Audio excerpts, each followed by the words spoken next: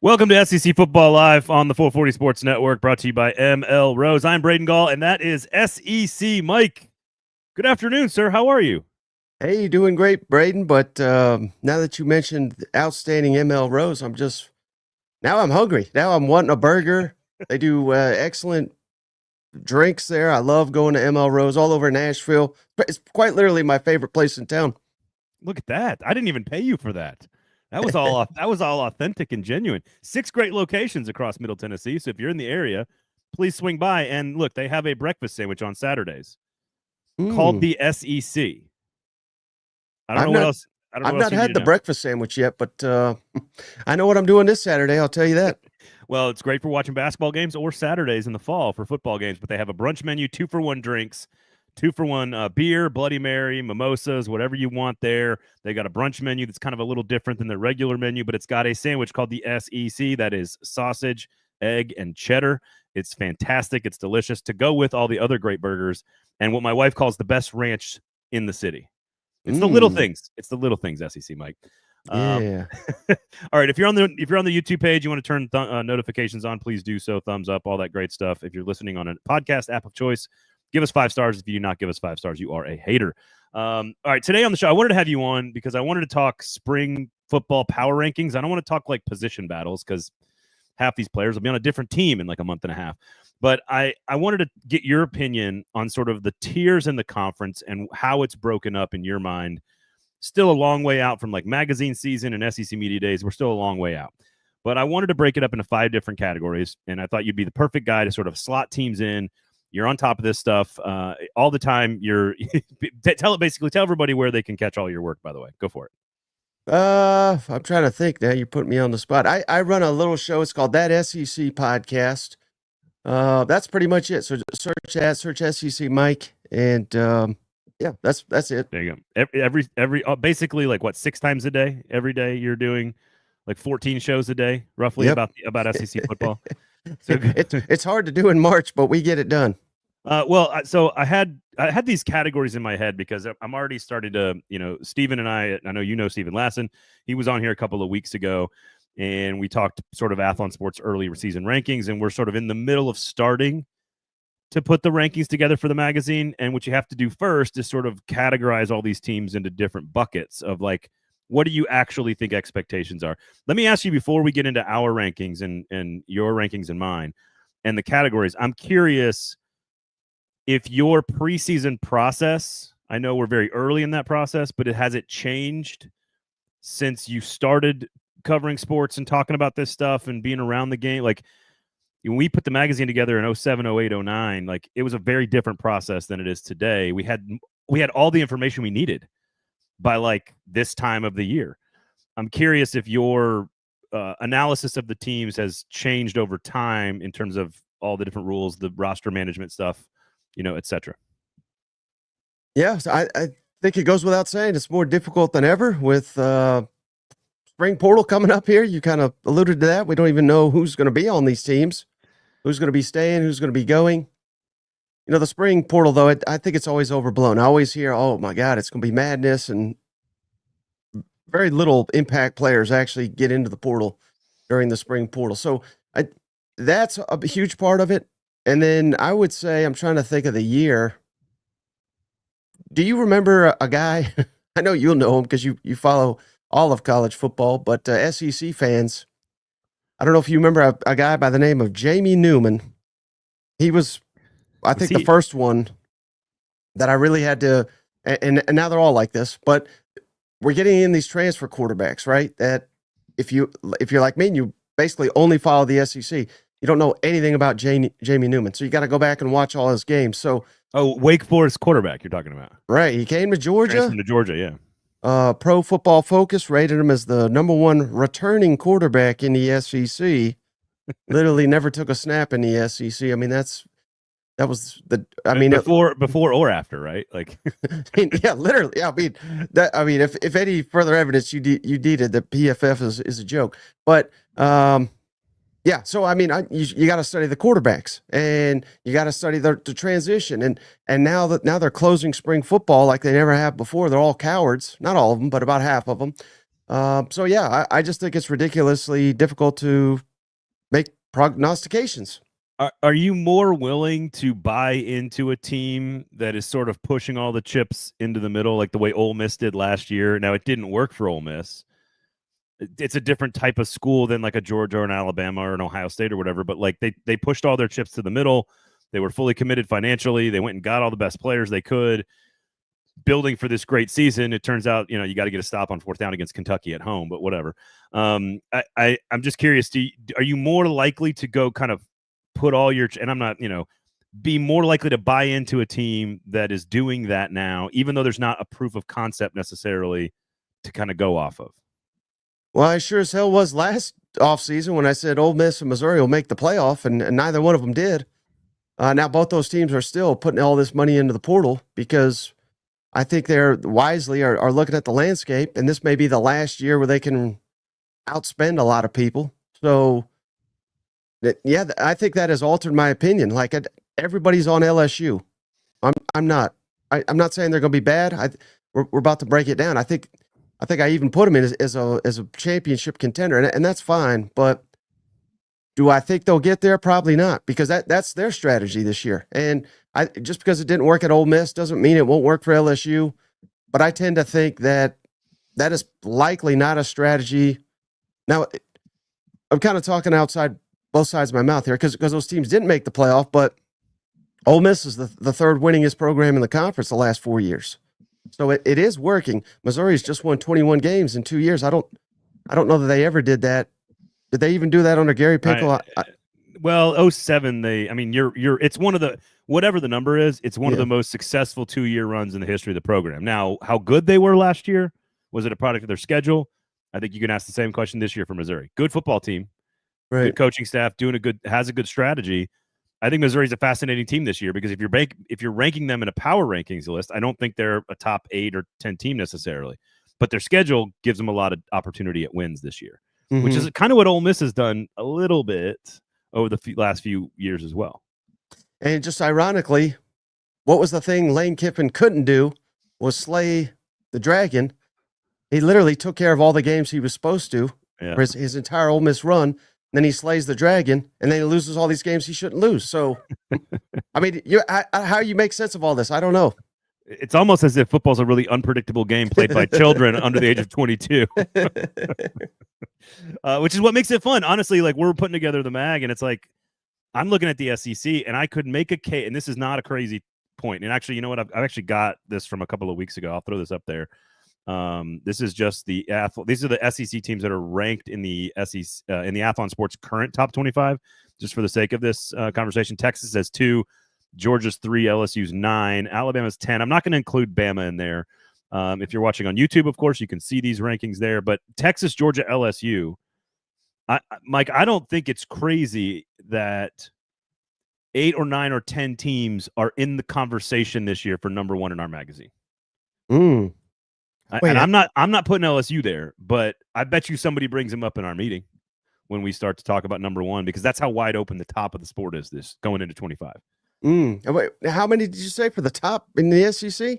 No, in the country. Oh, gotcha. In the country, I mean, I think you could argue Georgia, Texas, LSU, Clemson, Oregon, Ohio State, and I mean, I could get to 8 or 9 real fast, and and that doesn't include 10 or 12 really good programs and teams: Alabama, Tennessee, South Carolina, Florida, Texas A&M, and then teams outside of the conference. So Michigan's going to be really good. So I just what?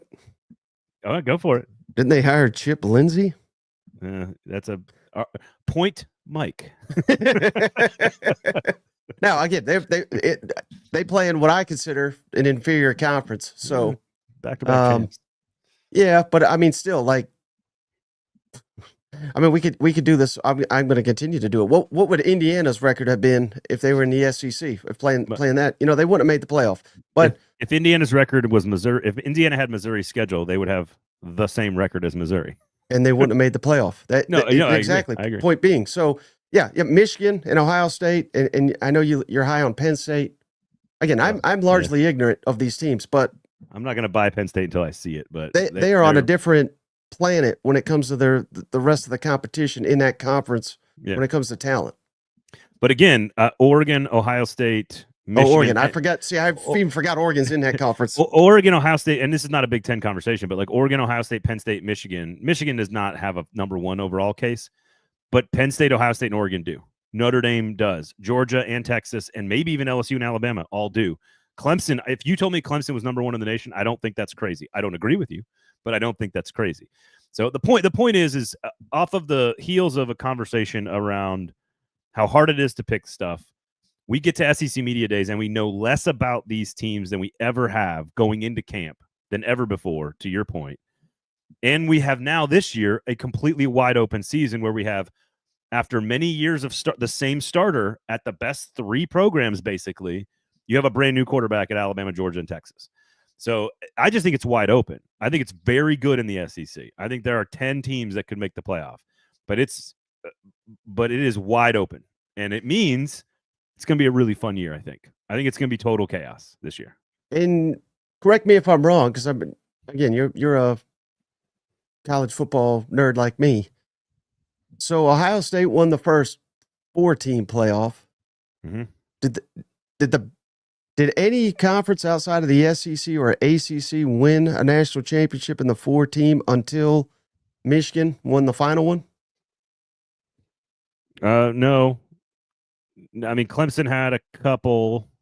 We probably could do this, right? Alabama in 15, Clemson in 16, Alabama over Georgia in 17, Clemson in 18.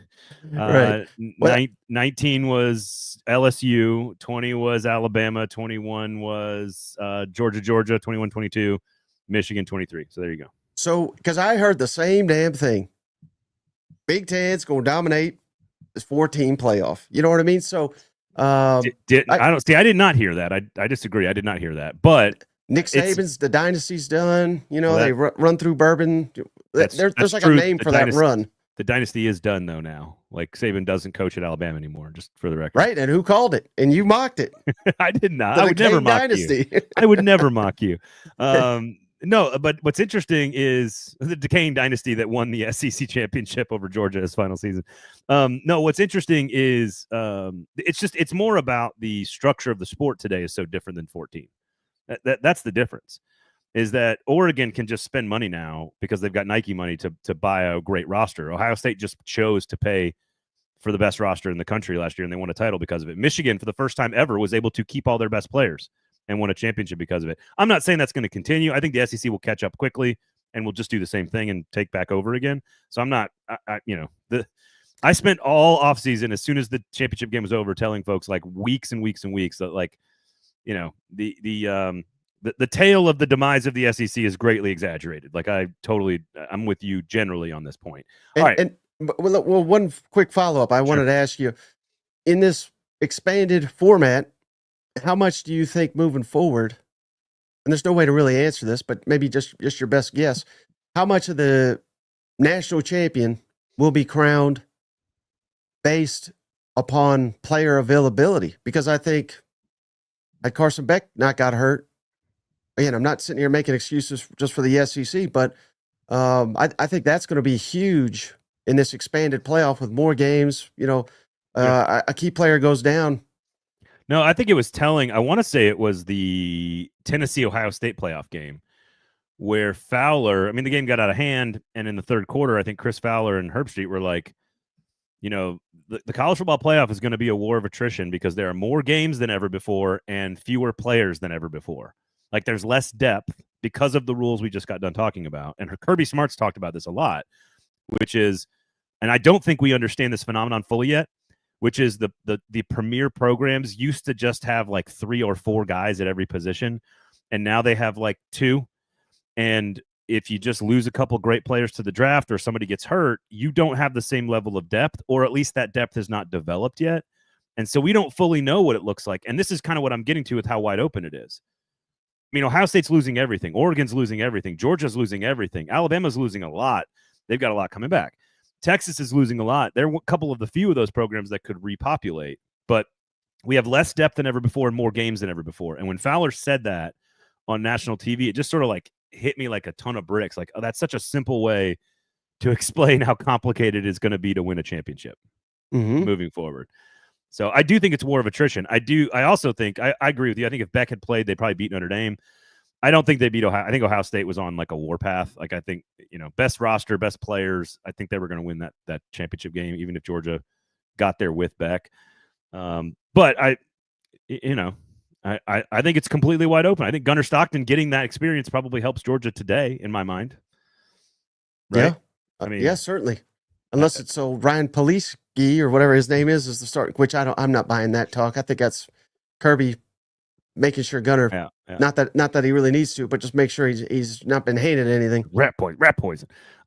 Jake Robertson says, I'm here to spread all the Oklahoma propaganda. We're going to need you in a little while. I promise. Cody says, War Eagle. Can't wait to be disappointed again. That sounds about right. Although I kind of like Auburn this year, take some big steps. So we'll get to that. Okay. You want to start with the bottom here first? Because that's literally so here are the 5 categories. And the 5 categories are the bottom, as creative as I can get here on SEC Football Live. Yep. The next group of teams are, and that's sort of like who's bad, like who's real bad. That's who that is. And then the next tier, I'm calling it sort of this battle for bowl eligibility, which is teams that are going to be solid but fighting for bowl eligibility. Last year, Florida fought for bowl eligibility, got there. Kentucky didn't quite get there, etc. So you get the deal there. Then there's like this group of teams in college football that's just good. They're not great teams. They're not bad teams. They're just good teams. 7-5, 8-4, just solid football teams. Who's in that category? Who are then the playoff contenders, which is sort of your 10-2 teams who could get to 9 or 10 wins. Those are the good. Those are the playoff contenders. And then who do I think could actually win an SEC or, more importantly, a national championship? Who is good enough to do what Ohio State did last year in a 12-team format? So that's how we're going to do this. So let's get rolling here. I've got some fancy graphics here for you. This is super high tech. Super high tech. All right, so we'll start with the bottom. These are both my and Mike's picks on the bottom here. There we go. Look at that. Look how fancy that is. Nice. Have the state fans got on you yet? They get pissed when you use that logo. I don't care. At least they get on me. And I think it's a superior logo, but then the bulldog itself, the gray bulldog. No. They've changed it to the script state. Oh, I do love the script state, especially baseball uniforms. It does look good. Look, that's the one that's available on college press box. So,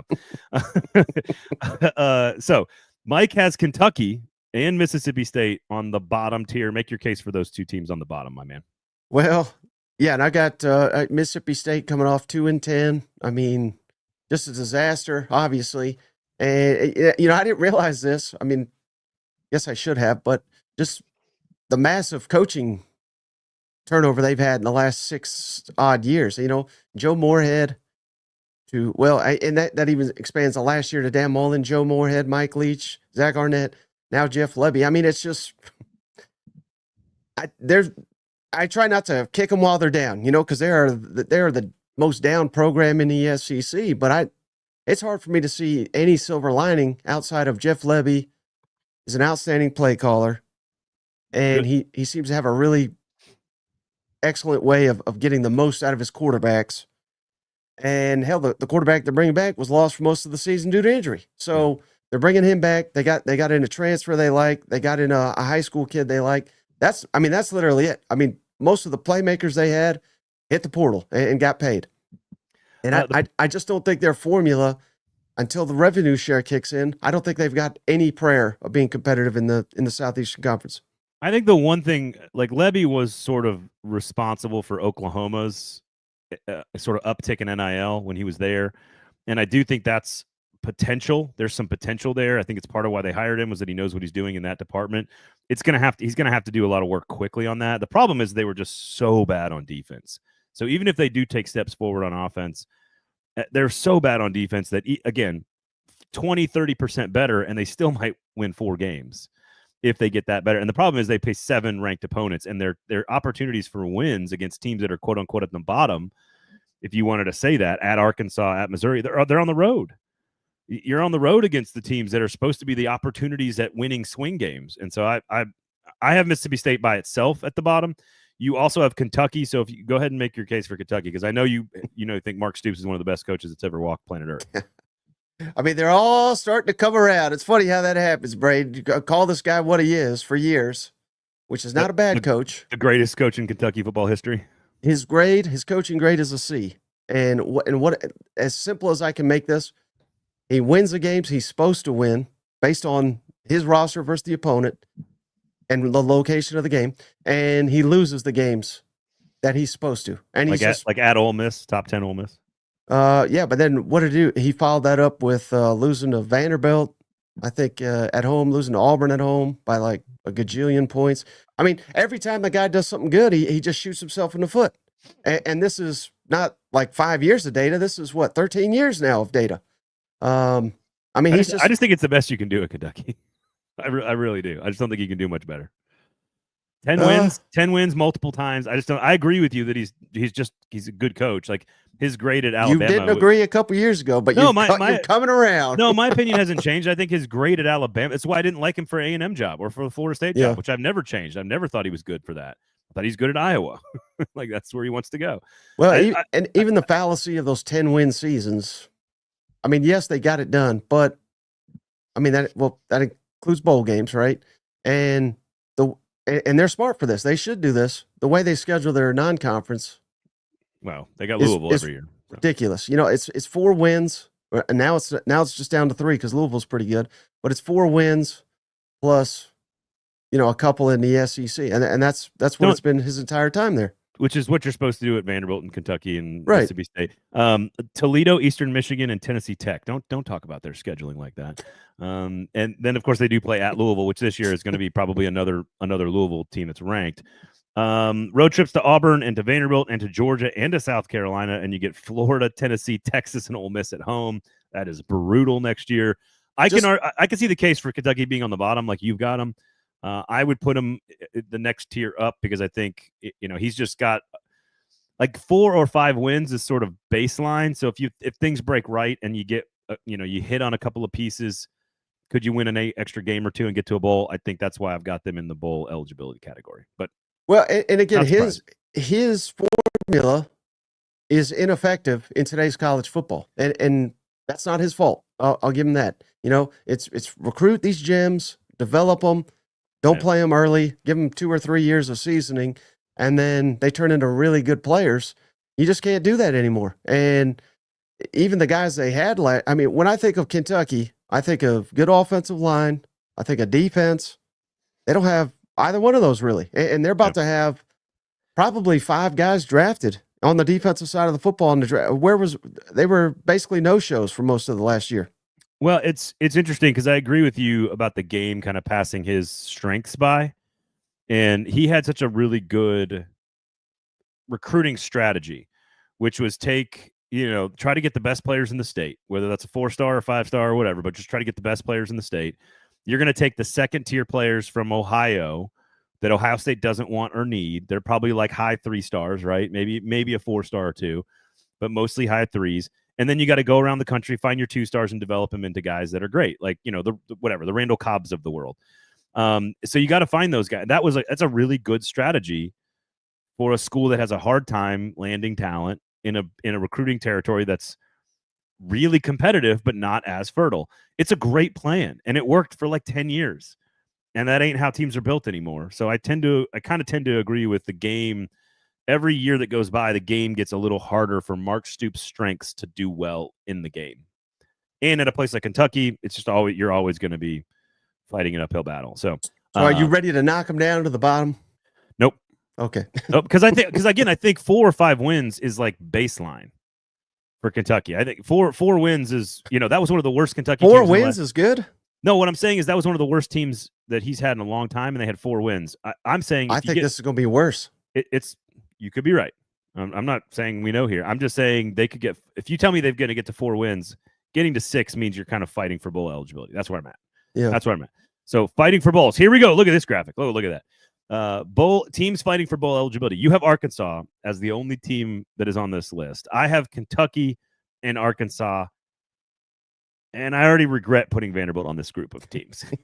So I've got Vanderbilt, Arkansas, and Kentucky in this group. I do think that Vanderbilt gets to a bowl game.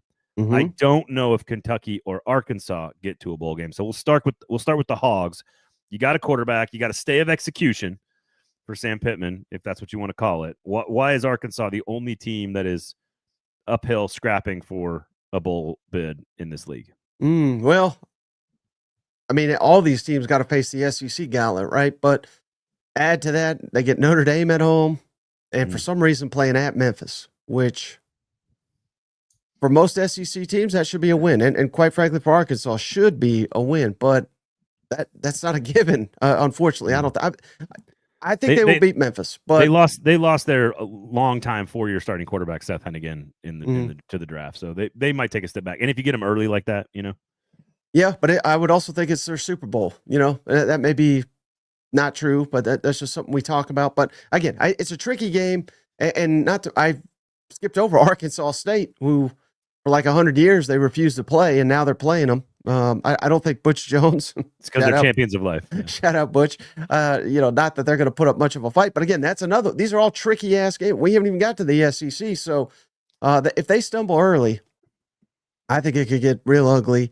They're losing everybody, essentially, that caught a football this offseason. The defense, the whole time under Travis Williams, they've been pesky, but they're just not very talented. And the offensive line for having Sam Pittman as your head coach, love the guy, but the offensive line has not been what I thought it would be. And I don't know. There's just so many questions, and hell, they lost several key players to an opponent they're going to face pretty early on in Ole Miss. I find this team to be utterly fascinating because they actually do. I mean, with Auburn, Mississippi State, and Missouri at home, like those are winnable swing games with those teams having to come to Fayetteville. A&M is also at home. That game's actually at home, not that weird neutral site parking lot that they play in Dallas. At Texas, at LSU, at Tennessee, tough. At Ole Miss, tough. I don't think Notre Dame's as good as people think. And so if things break right, maybe you pull. That's like one of those like moments in time where the entire crowd carries a team to an upset or something. I think things have to go really well for this team to get to 6 wins. But if you give them Alabama, A&M, Arkansas State, you beat Memphis and you win a couple more games in the SEC, I think they could fight their way to a 6-win season. I don't know what it means for Sam Pittman long term. That's the problem I have. He's in such a weird place. Like they were going to fire him and then they didn't. And is he back long term? I'm with you, great guy, but like, what's the future hold with him? Well, and I think that's the biggest problem because these Arkansas fans, these are proud people. They want to be much better, and we're sitting here like, well, if this breaks right, if that breaks right, if this breaks right, we can get to 6. I mean, I think if they get to 6, they're like, we're already tuned out. This is garbage. We should be winning. We got Bobby Petrino on the sidelines. Why are we not winning 11 games again? You know what I mean? Like, that's what I'm hearing. So I don't know how realistic that is, but I think that's a fair point. Like, why are we getting enthused about trying to go 6-6 again? Yeah, it's just trying to figure out like what. I just can't figure out what the path forward for Sam Pittman is. Like is he all of a sudden gonna? The offensive line's going to get great. The recruiting's going to be amazing. They're going to spend a bunch of money in the portal, and they're going to win. They're going to compete for playoff spots. Well, I mean, he said it many times. With the revenue sharing, he thinks it'll level the playing field, and I hope he's right. I don't think that's probably what's actually going to happen. But if it does, how soon is revenue sharing coming? July 1, isn't it? Do I? July 1st. Oh, is it starting already, or is the House settlement going to go into like a bunch of litigation and?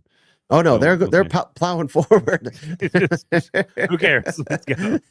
All right, so I have the argument for Vanderbilt, and this is again, Vanderbilt. I think is going to of these teams. I think Vanderbilt's the one that gets to a bowl game.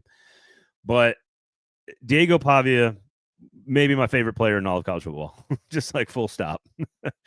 I believe in the defense. They're losing a bunch of their pieces too. They did the wholesale turnover last year.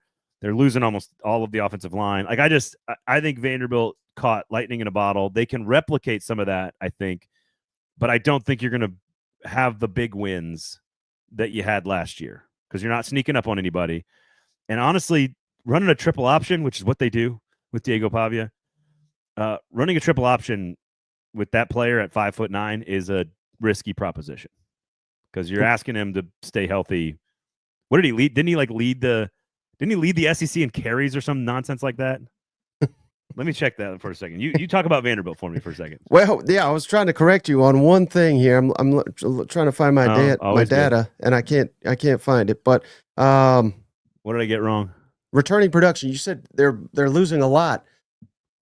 They are actually number one. I know you had someone on. Bill Connolly, yeah. He's way wrong. Number one in the SEC in returning. Well, he counts. He counts if you rush for 1,000 yards somewhere else. He counts some of that. Right. Yeah. I don't want to besmirch the guy. He's a legend. But I count if you've been on a team and you're back, you're returning, right? And if you go by returning production, which is there's just two words, and I'm just using those words literally, they are number one in offensive and defense returning production in the entire SEC, and they return. Technically they got a new defensive coordinator, but Clark Lee's back and the offensive coordinator's back, so there's a ton of. I mean, Bill Connolly has him 8th in the country overall and 2nd in the conference. So it's not like he's way off on what. Well, you said they're losing a lot. That's what I was really taking. Their offensive line is totally rebuilt, and their defense. So I said there's a lot coming back on. Anyway, the offense is 28th in the nation. Their defense is top 10 in terms of returning production. Yeah, my issue is that they're not going to sneak up on anybody. Right. That's the key. And can you keep Pavia healthy? Which again. Do you know where he was in rush attempts in the SEC last year? A 5'8", 5'9" quarterback at Vanderbilt. I would imagine it was pretty high. Did Diego Pavia have more rushing attempts than Jarquez Hunter, in your opinion? Well, shout out Hugh Freeze, just an elite ball coach. But yeah, I mean, I think 30 running backs had more carries than Jarquez Hunter for some reason. Jarquez Hunter was 4th in the conference. What about the games they lost? How many times did he carry the ball? How many times did Rocket Sanders carry the football? More or less than Diego Pavia? I would say more. Okay, 0 for 2. Let's see here. Rocket Sanders had 183 carries. Jarquez Hunter had 187 carries. Diego Pavia had more than both. Right, but in college, they're probably also counting like sacks and things of that nature, right? I don't think so. Maybe they are. Do you know who's number one in the conference? You should get this. Who's number one? It's got to be Sampson, but Dylan Sampson. Yeah. They don't snap the ball a lot is the issue. So it's kind of surprising to see Vanderbilt's got all these carries when they go slow and methodical, which they should get. That was genius coaching. Well, it's actually Quintravion Wisner had 226 carries, and he was like the 4th string running back for Texas. 226 carries. What's interesting is that only 2 players in the conference in the SEC, where running backs have been king for 40 years. You only had 2 players go over 200 carries last year, and Diego Pavia was number 3. 192 carries for a quarterback who's 5'8", running a triple option for a team that's an underdog most of the time is not a good strategy, Cotton. It's just not. That's it worked for him. It did. One of the greatest seasons of all time. So okay, let's move on here. Let's see. These are our bowl games. There we go. I got Vanderbilt, Arkansas, Kentucky. You have just Arkansas. All right, this gets us to the good teams, and this is where it's going to get controversial, and you're gonna love the graphics right away on this one.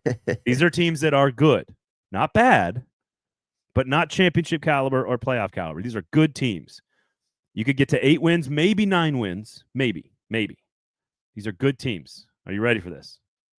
Now, I think all these fans expect to make the playoffs, so I should say that. All right, you have Vanderbilt, Texas A&M, Missouri, Oklahoma, and Auburn in this category. Mm-hmm.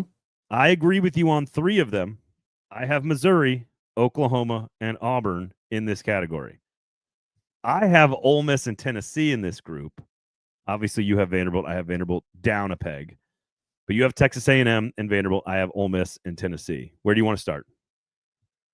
I mean, until further notice, I don't know why we're giving credit to Texas 8-4. I mean, literally, we do this every all season. They've got to prove themselves at some point, and I passed that point.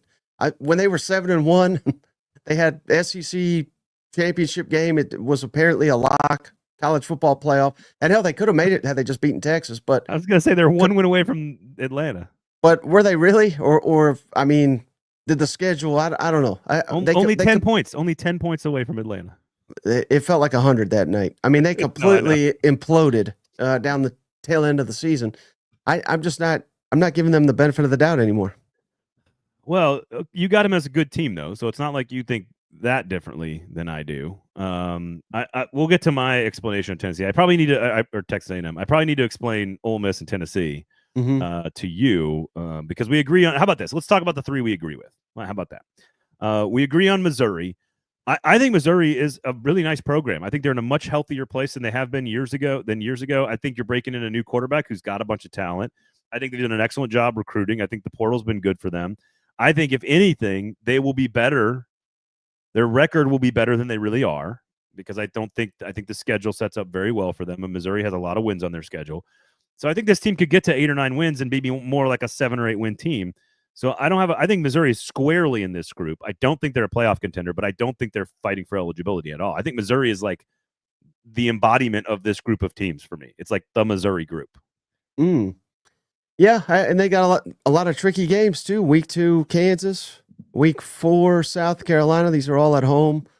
You lose either one of those, and I think the season could go sideways on you in a hurry because there's more difficult games to come. But yeah, I mean, I don't know how you rate this team. With they're another one that went heavy in the portal, and we don't know what they're going to do at quarterback. But seemingly, the guy that they will be starting. Bo Prabula. I've asked literally everybody in the Missouri media about him, and they don't even know. So it sounds like a knee ligament, like the Prabula, like knee, like it's a ligament in your body is going to play quarterback for Missouri. No, I think they have a floor because their schedule and their overall health of their program. But I think they have a ceiling that's pretty low because they don't have a bunch of elite returning talent. And again, they only play 3 top 25 teams on their schedule as of right now. And one of them is Texas A&M that you don't necessarily love. That game was at home. That game was a blowout last year, though. Of course, they were not competitive in that game against A&M. South Carolina at home, Alabama at home. But then it's Auburn, Vanderbilt, Mississippi State, Oklahoma, Arkansas. I mean, UMass, Louisiana, Kansas. There's Central Arkansas. There's a lot of wins on that schedule potentially if they're good. I think they're like as 8-4 as 8-4 gets. That's what I think about Missouri. So there's like extra 8-4. Right. So we swung it all the way back to A&M somehow. Yes, exactly. All right, Auburn. I find Auburn to be perpetually interesting no matter what. I like the quarterback in Jackson Arnold. I like the talent and the weaponry around him. How can you like Jackson Arnold, though? I'm curious. I'm not saying you're wrong, but I'm just wondering. I don't think he got a fair shake at Oklahoma. We can include because they're tied together, we can include Oklahoma in this conversation if you want. Oklahoma's got a totally different strategy, but very similar pressure on both head coaches. Right. I think Jackson Arnold didn't get a fair shake necessarily at Oklahoma. I thought they were a little too quick to yo-yo back and forth with the quarterbacks. When you have a young talented player, you got to let him work through some of that stuff. And then you saw it later in the year in flashes. And it's like I think his skill set fits Hugh Freeze very well. So I think he's going to be. I like the marriage. I don't think this is a 10-win team, but I think Auburn will be better than they were last year, which is hard not to do.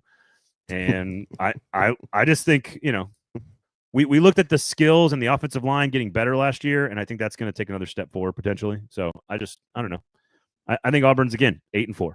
Mm-hmm. Yeah, I mean I think that's fair, but again I think that's counting on Hugh Freeze to win games that he's supposed to win. And last time I checked, that doesn't necessarily happen. Where are you at on Oklahoma and the John Mateer, Ben Arbuckle? I'm under pressure to win. I may not be a great offensive coach. My program may not be ready for the SEC. I got a really brutal schedule. But, God, John Mateer is super fun to watch. Like, super fun to watch. Right, but there's issues that remain, particularly on the offensive line at receiver. I mean, everybody's enamored with John Mateer. Apparently, he's a preseason favorite to win the Heisman if you ask people out of Norman right now. But, again, who in the hell is going to block for him, and who's going to catch the ball? And do they have a running back? I mean, they got a couple guys that seem decent, but I know that kid, Xavier Robinson, I think is his name, went off against Alabama. Is that the answer? They had Tatum last year as a true freshman. He flashed, but I don't know. I'm trying not to be disrespectful because I've come to like Oklahoma and I love their fans, but it's like these players seem like they'd be good players in the Big 12, and I don't know if they're elite in the SEC. Is that fair? I don't necessarily disagree with your basic point.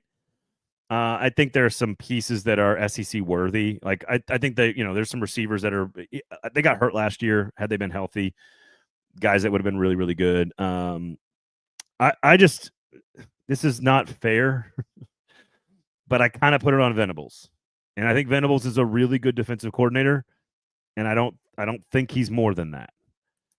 And this is a really big ask of Oklahoma, considering the schedule. The schedule is among the hardest in the entire country. And so if you're going to have that, you need somebody that sort of levels the playing field, levels up your players, especially on offense in today's football in 2025. I think the Arbuckle Mateer experiment will be super fun to watch. I don't think it's going to work as well as Oklahoma fans want it to. Could they be an 8-win team? Yes. This is the 8-4 teams. That's what this is. Who are the good teams? They're 8-4. And I think Oklahoma and Auburn could both be 8-4 next year. Is that good enough for Brent Venables to keep his job? Probably. Is it good enough for him to be considered a great coach and the future of the program? I don't know. I'm not there yet with him. A similar narrative of difficult schedule for damn near all these teams. No, Missouri's with the exception of Missouri. Missouri's got the free pass. All right, so there you go. I guess I need to I will explain Tennessee and Ole Miss here, which is basically they lost too much. It's almost all, and my issue, it's different. The talent for Ole Miss is like high-end NFL talent. NFL corner first round, NFL receiver second round, 3 NFL draft picks along the defensive line. They're just losing high-end talent that they paid to go all in last year. Oh, by the way, your quarterback, who's one of the best, in the draft and in the SEC last year. I love the Simmons kid. Was he? I love the Simmons kid. I think he's going to be fine, but it takes time to get to the point where you've played 30 or 40 games and you're that good in that system. With Tennessee, it's different. It's like it's like the culture guys. It's like these guys that were like had families and children and wives, like they were all old and been around the game a long time. And I think that leadership and maturity on that roster last year is going to be hard to replace this year, unless Nico turns into the thing we all thought he could be. And I was wait and see on him. I still think he's going to be great, but I haven't seen it yet. Missed too many open receivers, didn't read the field well, looked to run too soon. He's got to mature. And when that happens, they'll be very good. I just think you're asking Nico to do so much when people around the programs around Tennessee have taken a step forward. Florida's going to be better. South Carolina's going to be better. You look at these teams, like I think A&M's going to be better. I just think LSU's going to be better.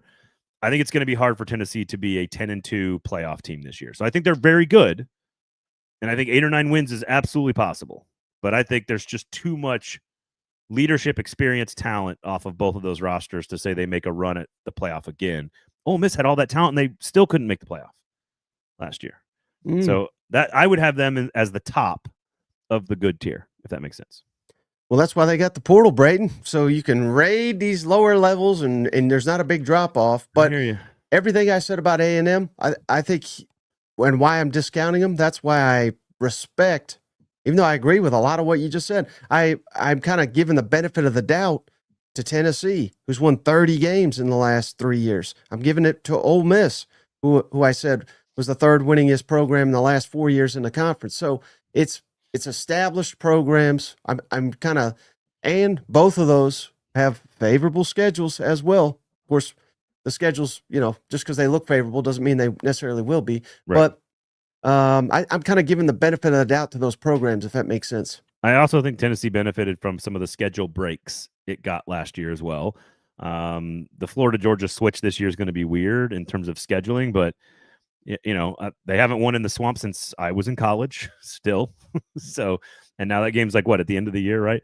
Right. All right. So you've got Ole Miss and Tennessee on the next tier. What happens if Billy Napier's fired and DJ Lagway's in the portal? I mean, and Tennessee still finds a way to lose that game. No, I'm just kidding. But they'll kill him if it's that scenario, wouldn't you think? I mean, yeah, but the reason Florida got so much better last year wasn't just Lagway. We're about to talk about that because it was the defense as well, and they made some changes. All right, here you go. Playoff teams in the SEC. Mike, you have Florida, South Carolina, Tennessee, and Ole Miss. These are teams that are not national championship good, but are teams that you think could get to 10-2 and get into the conversation for the playoff. We've already talked about Tennessee, and we've already talked about Ole Miss. I'll talk about A&M. I think it's exclusively about Marcel Reed. I think Mike Elko still has all the talent in the world. They might have the best offensive line they've had since the Kellen Mond top 5 team under Jimbo Fisher. So I think I'm just kind of buying A&M. I don't think they're I'm not picking them to make the playoff, and I've got 3 teams ahead of them that are good, that I think would make the playoff before them. But I'm just buying Mike Elko, the coaching staff, the talent, and the investment there. South Carolina and Florida are the 2 I want to talk about here real quickly, Mike, because I find these to be utterly fascinating and very difficult to pinpoint. South Carolina feels like an old school traditional football program where you recruit and you develop and you learn how to lose some games, and then you learn how to win those games. Then you have a young quarterback who kind of learns how to play. He gets better as the season goes along. You recruit some young talent on the D line. They get really good. This feels like how we used to watch football. Like this is like a 90s or 2000s football program that's developing. They were bad at the beginning of the year, much better at the end. Shane Beamer's teams have done that. The problem I have here, much like Ole Miss last year or a number of other teams we've talked about, there's no proof of concept here. And I think you could say the same thing with Florida. I think DJ Lagway might be the best player in the league. The defense was much better last year, but there's no proof of concept with Florida and Billy Napier either. Like I like these 2 programs. I think they are better than most of the league. I think they could get to 10 wins, but I'm not picking that because I haven't seen it happen from either of those 2. Why do you like South Carolina and Florida? Well, I mean, there's a lot to like. I think South Carolina should have made the playoff. I've made that case endlessly, and I guess you could say that blew up in my face when they lost to Illinois, but that's a different story. No, bowl games don't count. My issue with that is that they lost to the 2 teams that also had the same record that were ahead of, like, right. Well, you can't get blown out by Ole Miss and beaten by Alabama and then jump them in the standings. Like, I think you can when Ole Miss says we're in the playoffs now, and then they lose a damn game. I'm like, okay, you're done. And then Alabama loses by 21 2 weeks ago. You know what I mean? Look, it was very ugly against Oklahoma. I got it. They won. Why even play the games, Mike, if the outcomes don't matter? I don't think they lost to LSU. Remember that. So South Carolina really went 10-2 last year. But now you're just changing. Well, if this play would have been different, you know, like if it was different. If Jeremiah Smith wasn't born, Tennessee would have won a playoff game. Hey, I tweeted it out. You can go watch it for yourself. The pick 6. They scored a touchdown. The ref threw a flag for roughing the quarterback while the guy's literally walking in the end zone. I mean, it's factual. But I understand. But going back, why are they Lenore Sellers? You know, you got to start there. But I am slightly concerned. I'm not going to lie about what South Carolina lost on the defensive line and the offensive line. Is this a program, to your point, that is, their ways, will it work? That's the hardest thing in the SEC is proving that you can, like I just said, Tennessee winning 30 in 3 years. Ole Miss winning, I don't know what the number is, but again, something similar, like 38 games or something in the last 4 years. That is ridiculously hard to do. And until you've proven you can do it, I kind of tend to believe you can't do it. And Shane Beamer's had a really good year, and then he's followed it up by a down year, and then a even better year. So the inconsistency worries me a little bit about South Carolina, but I love the way the schedule plays out. Schedule sets up very nicely for them. They have one of the, it's cliche to say, but they got one of the best home field advantages in the sport, which is true when their fans are full tilt, which they should be. I don't know. And another thing, though, that has kind of got me concerned about Beamer ball. I love saying that. I don't know about you, but they're replacing literally everybody on kicker, punter, snapper, holder. So what is normally a strength, I don't know that's a strength. And for a program like South Carolina, they're going to need that area to be a strength to beat some of these teams on their schedule. So I'm kind of talking out both my that's the podcast, my mouth man. here, but that's a podcast. You're supposed to talk out both sides. I think if they can get hot, I think they can make the playoff. Hell, I think they should have made it last year. If they slip up early against good but not great teams, right? Mm-hmm. Vanderbilt, they got they're at Missouri, they got Virginia Tech, Kentucky. Like if you go 5-0 into the bye week, the schedule is really hard, but you probably have a lot of confidence going into that. So then you got LSU, Oklahoma, Alabama, Ole Miss, A&M, Clemson. It's brutal to finish the season. And so it's going to take a near perfect year. But if they get off to a 5-0 start going to that bye week, that's almost the best reason to buy into South Carolina. And to your point, the track record for South Carolina has been finish strong. That's what they've done well. So if they get the early kinks worked out, they've been good in November traditionally under Beamer. So we'll see about that. I am really I will take all offseason to decide Florida or South Carolina, because I like the quarterback better at Florida. I like the defense better at Florida. I like the scheme on offense better at Florida. Something about the culture at Beamer Ball in South Carolina is better, but I would take almost everything at Florida, but I don't trust them either. So I think Billy Napier's their head coach, right? Yeah, I'm the one who said he was closer to an extension than getting fired last year. I got laughed at, and then I said, "Oh, they're going to win. They're going to beat LSU or Ole Miss later in the year," and then they did. And then they crushed Florida State. I think that team was better than people think at the end of the year. They won 8 games with one of the toughest schedules in the country. Hey, he's not getting an extension, right? He might this year. You can't say I nailed it when I nailed it. He's probably going to get fired in about 6 months. It was tongue in cheek. It was obviously tongue in cheek. All right, who can win the Natty? I'm just going to use this tile because you have LSU and Alabama winning the Natty as well on the Natty level. I only have Georgia and Texas. Of course, you've got Georgia and Texas. I love LSU, so I want to debate LSU. I think Alabama is just a let's see what happens. Like, I haven't changed my opinion of Kalen DeBoer. I think he's really good. Is he as good as you need to be to win a championship? I don't know. I don't know what's going to happen at quarterback, but I love the weapons around the quarterback, like the receiving core, the secondary, the offensive line. It's all going to be great at Alabama. So it comes down to the quarterback and the coach. They could be elite. They could be good.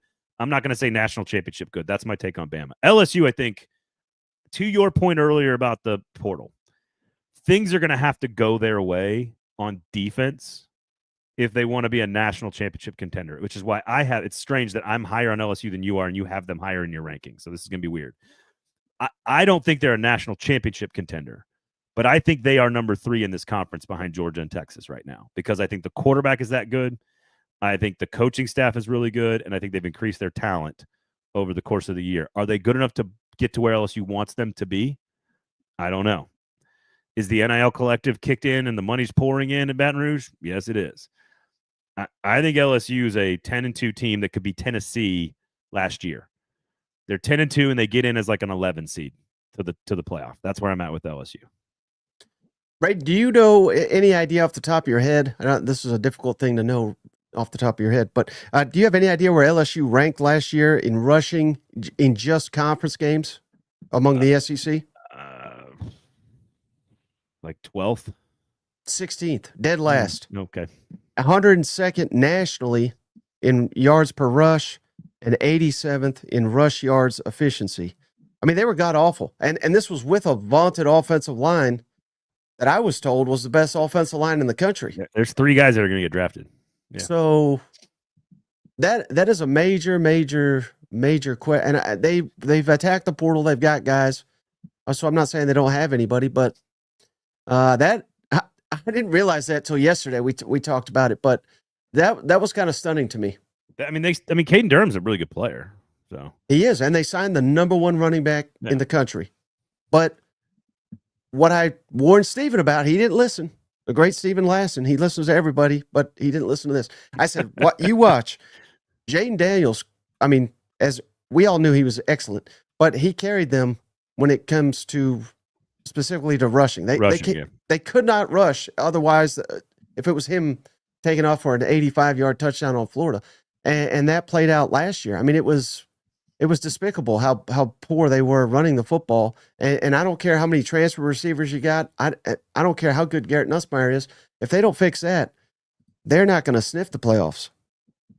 Yeah, I mean, look, I think those are all very valid reasons to keep them out of the top tier, in my opinion, which is why I don't have them. I have them as a playoff contender. I think they're preseason number 8 or 9 in the country. I think I would pick them to make the playoff at like 10-2 with a couple of losses.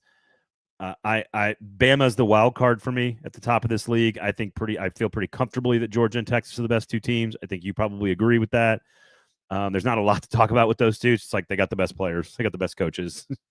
Any concern, though? How about this? Georgia, I don't know if you're aware of this because, again, I did the returning production too. I do it a little differently, I guess. But I was looking specifically at defensive line snaps. Yeah, it's a lot gone. They rate 15th in returning defensive line snaps. And again, this is Kirby. I'm not saying they don't have players, but and their offensive line, they were not good at running the football either. What's your level of concern that maybe that was just not a 1 year outlier? I think this is the year where we look at the new portal affecting the depth of a premier program. Which, when I mean that, is like old college football teams, Saban, Urban Meyer, whatever, Kirby Smart's teams. You could replace Michael Williams and Jalen Walker and Malachi Starks and Small Munden, and like you could replace all those guys when you had 100 5-stars. It's a lot harder to take premier first round talent. Like those are arguably, like those are three of the best defensive players in the country. Starks, Walker, and Williams. So I agree with you that's the concern. It's why I think Texas is number 1 in the nation. I think Georgia's like number 5. I think there's a gap there, but I can't move Georgia off the top tier in the conference. But I agree with your point. I think it's a concern that when Kirby says it out loud, that we should listen. This isn't Nakobe Dean saying we're going to be 7-5. I can't believe y'all picked us 7-5. Like that's not what this is. This is Kirby actually saying, this is changing the way we do business, and I would argue for the better because it evens out the talent. But it does lead to this specific thing. When you put 6 or 7 guys into the league off one side of the ball, you're gonna have to make some adjustments. So I wanted to ask you this: on a scale of 1 to 10, 1 being low, 10 being high, what's the meltdown level in Baton Rouge if LSU loses week 1 at Clemson? Was that like 6 straight week 1 losses? 2019 was the last one. Yeah. That's close. What, 5 straight? Yeah, 6 straight. That is, that's what's ironic about that is that Clemson could be the best team in the country, and so it may not be like they could go on to be 11-1. Like after losing that game to Clemson. But there'll still be a meltdown, don't you think? Yeah, of course. This is college football, baby. Like that's. And then one more. Same question. Auburn opens at Baylor. What's the meltdown if Auburn loses that one? And they moved it to Friday, which was I love that. I love this game, but I hate it for Auburn because that's going to be blown up if they lose that game even more so.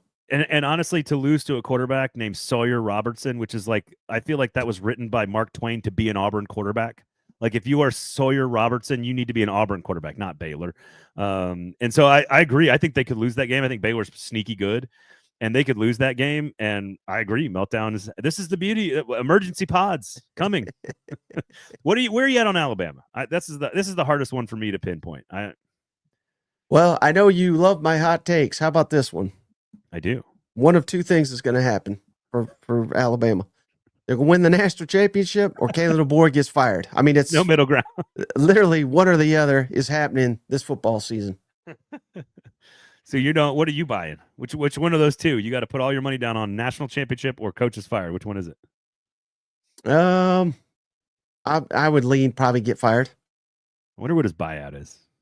It's like 70 million or 80 million or something crazy like that. All right. So there you go. National championship programs for me, Georgia and Texas. You have Georgia, Texas, LSU, and Alabama.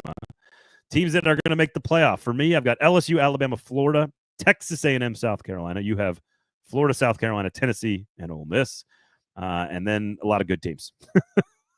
Wait, maybe I missed the assignment because I mean, surely, I mean, the SEC can't get, even you have what, like 7 SEC playoff teams? Well, I'm calling them contenders. And honestly, okay. I think there are like 50 contenders. Like I've always said this, even in the 14 playoff, the number of teams that could win the 2 games in the playoff is like 3. Mm-hmm. But the number of teams that could find their way, everything goes right, gets into the playoff, it's like 40. And so with the 12-team playoff, I think we're looking at, again, like where was Arizona State was picked like 13th in the Big 12 last year. Not 13th in the country, like 13th in the Big 12. Indiana, like I liked Indiana, but not that much. And so I think you have to be very liberal with your definition of contender for the playoff. And I think you have to be very conservative with your definition of who can win 3 games in the tournament. Right. Like honestly, really, I could have put Georgia down a spot and just had Texas on there. Like, I don't know if there's a team in the SEC. To your point, maybe Bama if things go right and they find a quarterback. But honestly, the only team I would pick that has national championship ability in the conference is really just Texas. Now, okay, I yeah, don't have any questions about them. I in that sense, I think I still got my championships right. I think there's 4 with Georgia, LSU, and Alabama, but clearly I don't think they're all going to No, of course make not. it. It's who you think could. Right. And I could be convinced of LSU being capable of winning three games in the playoff. I could be convinced of that. Because again, I think it's wide open. Oregon's losing everything. Ohio State's losing everything. Notre Dame's losing everything. Very talented Notre Dame offensive line and collection of players. Like they losing their quarterback. I mean, you go down the list. The 2 that are returning the most are Penn State and Texas. Mm-hmm. Those are the 2 at the top that return the most. Georgia losing everything, as we talked about. Miami's losing everything, and they're not very well coached at all. So I'm not putting any faith in Miami. You go down the list, like honestly, the ones I believe in are like Oregon. Oregon's one I believe in because they've recruited at an elite level. They got a ton of talent, and Dan Lanning is a dog. Like you don't turn down Alabama if you're a bad coach. Like you're a good coach. But having said all that, that's what's going to make this year so exciting, right? Because there's going to be probably a team or 2, hopefully even more than that we don't see coming that could get there. And I think we got the right group. It's like I might be higher on. We both agree with Florida and South Carolina. I might be a little higher on A&M. You might be a little higher on Ole Miss and Tennessee, but I think that's the right group of teams. I think it's those 5 or 6. Somebody's going to surprise us. 2 of them are going to be really good. 2 of them are going to be dumpster fires, and we're going to say, okay. Like you just don't know, and that's the beauty of it right now. Depth, turnover, roster management. It's so complicated. That SEC podcast, everywhere you get your podcasts, and of course on the YouTube page. Make sure you check out all of Mike's work there. ML Rose, everybody. 6 great locations all over the mid-state area. If you're coming to visit Nashville, make sure you swing by ML Rose Craft Beer and Burgers. Right there. Great hats, great gear, great beer. That's all there. And a glowing endorsement from Michael Bratton. So I love it. It's great. Come to Donaldson, please, ML Rose. They got one in Mount Juliet. Yeah, they do. I love that location. It's a little out there, but hey, they gotta, you know, they're coming to your city, unfortunately. So there you go. All right. Thank you for coming on, dude. Great to see you. Always a pleasure to go on your show. So make sure you check out all of his work. SEC Mike. Thanks, man. Good to have you on the show. I do appreciate it. Yeah, check out my show. I appreciate you for having me. All right, man. That does it for us. Rate, review, subscribe, thumbs up, notifications turned on, all that great stuff. Otherwise, have a great one, everybody. For Mike, I'm Braden. Go to ML Rose. We'll talk to you next time.